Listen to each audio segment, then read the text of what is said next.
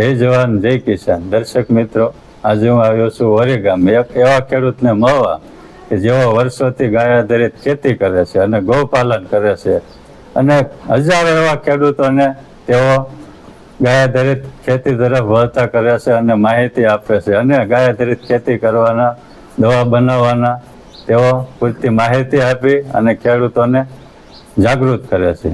તો ચાલો જાણીએ એમની પાસેથી. વસ્તાભાઈ, પ્રથમ આપણો પરિચય આપજો. નમસ્તે મિત્રો, હું વાઘાણી વસ્તાભાઈ, રાજકોટ જિલ્લો, તાલુકો વિછિયા અને ગામ ઓરી. બરાબર.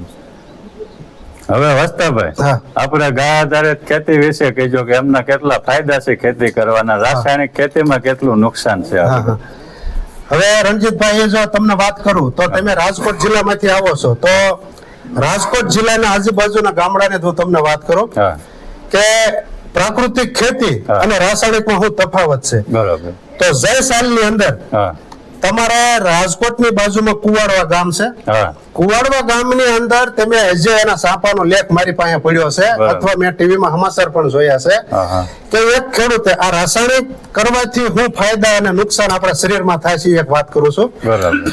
કે કુવાડવા ગામની અંદર બે ભાઈઓ ખેતી કરતા અને તુવેરનો પાક વાવેલો હતો, શિયાળુ પાકમાં. બરાબર. હવે તુવેર, લીલી તુવેર વાઢી અને વેચતા, એટલે જે વીણી, તો એમ કહેવાય કે તુવેરમાં જે હળો પડતો ને એટલે એને એગ્રાવાળાને જઈને કહેતો, ભાઈ મને એક એવી દવા આપ, મારા દાણા હળી જાય તુવેર ને, એટલે એગ્રાવાળાએ દવા આપી. બરાબર.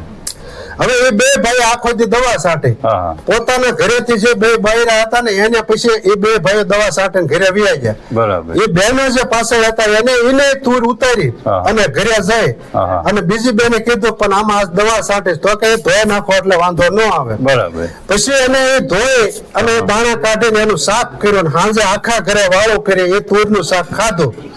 એ શાક ખાધ્યા કર્યા ઘરમાં 5 જણાને, જેને શાક ખાધું એને ઝેર ચડ્યું. બરાબર.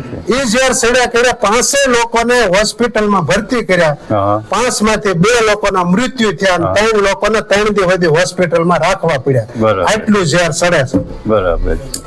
તો રાસાયણિકની જગ્યાએ તમે મારી વાડી આવીને મુલાકાત લીધી, જે પ્રાકૃતિક ખેતીમાં જીવામૃત છે, આંકડાનું દ્રાવણ, ઘનજીવામૃત, આ બધા પ્રયોગ કરી બધો પાક આપણે લઈ શકીએ છીએ. તો ઝેર વગરની ખેતી તમે પણ કરી શકો છો. તો આવા ઝેર ન ચડે, બસ આ વાત છે. દર્શક મિત્રો, આપણે આનો લોંગ વિડીયો પણ બનાવ્યો છે, તે આપની ચેનલમાં જોઈ શકો છો. જય ગૌ માતા. જય ગૌ માતા.